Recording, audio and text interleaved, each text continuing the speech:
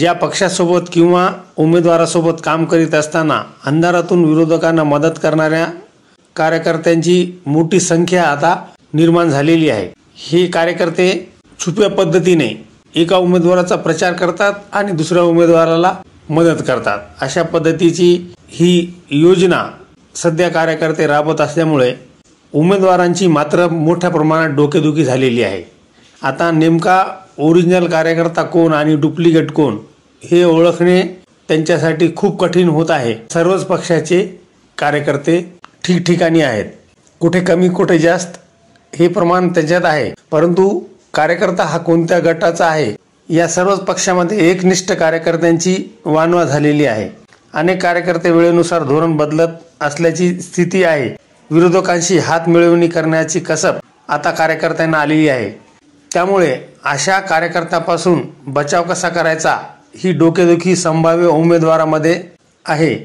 हा प्रमुख प्रश्न असून आता विधानसभा निवडणूक लढवताना निष्ठावान कार्यकर्ते मिळतील का हाच सर्वात महत्त्वाचा प्रश्न आहे। जातीय समीकरणामुळे लोकसभा निवडणूक ढवळून निघाली, त्याचा परिणाम आगामी विधानसभा निवडणूक दिसण्याची शक्यता आहे। अनेक पक्ष कार्यकर्ते जातीनिहाय उमेदवारासोबत राहण्याच्या मानसिकतेत आहेत, तर अनेक एकनिष्ठ कार्यकर्ते या वादामुळे अलिप्त राहावे की काय अशा द्विधा मनस्थितीत आहेत।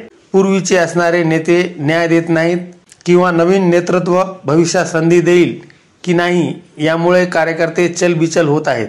प्रत्येक मतदारसंघात या पक्षातून त्या पक्षात जाणारे अनेक कार्यकर्ते असतात। निवडणुकीच्या तोंडावर हे कार्यकर्ते पक्ष प्रवेश करीत असतात, परंतु काही कार्यकर्ते पक्षात राहून उमेदवाराला हात दाखवण्याचे काम करीत असल्याचे दिसून आलेले आहेत। अशा कार्यकर्त्याकडून खऱ्या अर्थाने उमेदवारांना मोठा धोका असतो। मागील लोकसभा निवडणुकीमध्ये असे प्रकार जाणवले आहेत। निवडणुकीत अनेक उमेदवारांना याचा फटका बसला। आपल्या सोबत राहून कार्यकर्त्यांनी अंधारातून इतर उमेदवारांना मदत केली, यात मोठी उलाढाल ही झाली असल्याचे दिसून आले, परंतु याचा फटका उमेदवाराला बसतो याचा अनुभव मागील निवडणुकीत अनेकांना आला आहे। पक्षात राहून आपल्याच पक्षातील घडामोडी विरोधकांना सांगण्याचे काम अनेकदा होते।